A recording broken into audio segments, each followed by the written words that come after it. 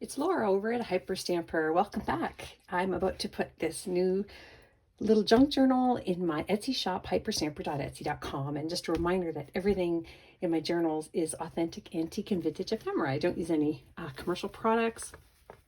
And it's really just a lovely journey through time. Even this piece of fabric here is from a vintage scarf that I got, and some vintage doily here around the spine because I did have to do some repair work to the spine. It was in pretty bad shape. And this is just the sweetest little, well, not too little, it's actually a good size, Making Storybook Friends children's school book here. And I kept in the original pages, and I even love this page here. It had fallen out, but I taped it back in. Just got the beautiful gold leaf there. I just think it's so pretty. Look at the colors and the images.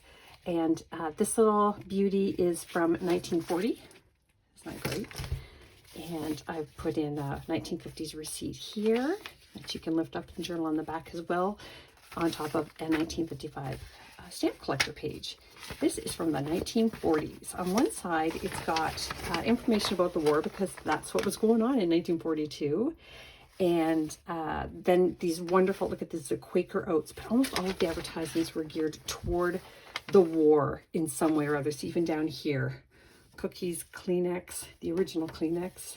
Just look at these photographs as well. Even women of the war, smoking out the enemy. So it's very historic, very interesting, and just a really great read.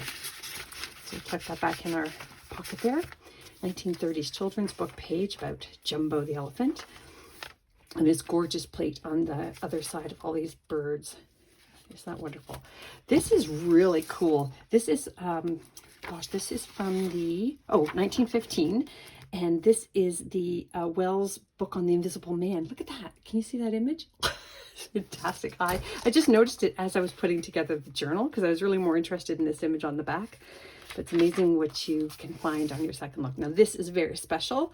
This came from 1926 geography book page, and there it is, a fold out of the United States map from 102 years ago. So pretty cool, right?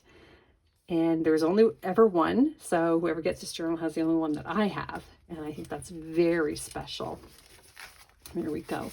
Another children's book page here, just with some really fun images. I thought somebody might have fun with them in their collage work or media arts work, or just to have because it's fun. That's an antique book page there. And here is a great little antique book page from a history book. Just some cool imagery there. Look at that. Heaters from 1889. Love it. And look at this plate. DeAngelis saying a prayer at harvest time there. Just wonderful. Wonderful, wonderful.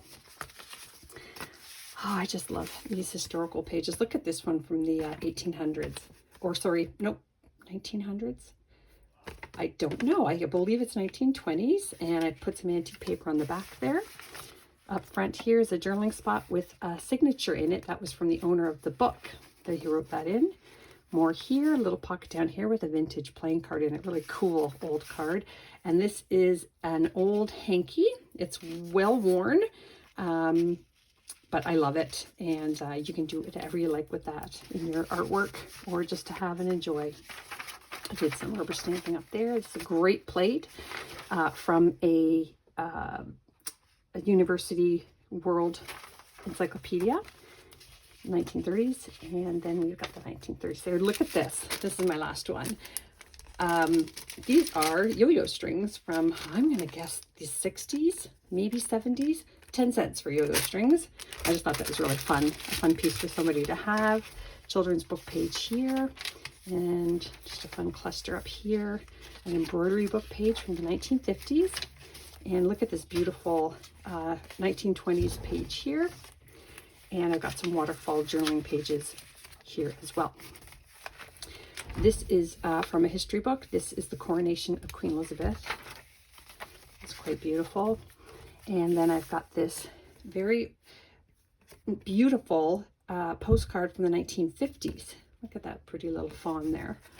And then this is very cool. It's one of those collector books from the 50s. It's a German book, and this one is on wildlife, and it's got some amazing images in it. And look at that arty cover. You can Google that. There are people on Etsy selling these, and they actually have some good value. There is a little piece here from a vintage book. I just love that. I think that's so much fun. All the different vehicles of the past, and the journaling spot there that I made into an envelope. Really fun cluster. That's the interior of a book spine. Word happy I pulled from an 1800s book. Got a wonderful children's book page here. Things to make and do from the 20s. And another Theatre World magazine from the 50s. Bird plate from the 70s.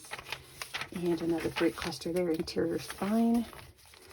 And in this 1930s pocket, this came from a 1950s music magazine for teens. It's got the wonderful words to all of these songs. I Hear You Knocking. Oh, remember that one? Crimea River. Gee Whittakers. So really, really fun advertisements, fun photos, and great words to songs from the past.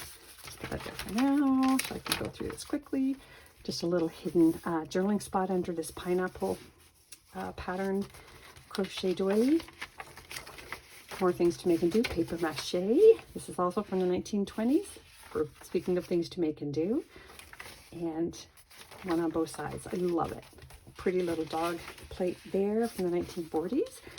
Antique Monopoly money. A vintage recipe card that was in the recipe box but never used. And here is a great little plate. Early 1900s. Journaling paper on the back. I love this. This is Pittman shorthand from a school book. This is the interior of a book spine as well. That is the O from the Monopoly game board box. This is from the 1850s. Look at these. They're French costumes. You can't do any better than that. So people, and I do have a lot of people who collect ephemera about fashion from the 1800s and 1700s. That is a keeper. That's original, of course. Everything in here is. A little place to do some of your journaling there. And then this is just a really cool art piece. I think it's the Thinker from the Webster's Dictionary, and you can journal on the back of that as well. Really artsy book, this one. It's a cool one. Wow, I just love it. Another pocket here for you to put anything you like in. I'm trying to leave some blank for people. It's hard to do because I have so much stuff. I want to stuff in there. Look at this. Isn't that beautiful?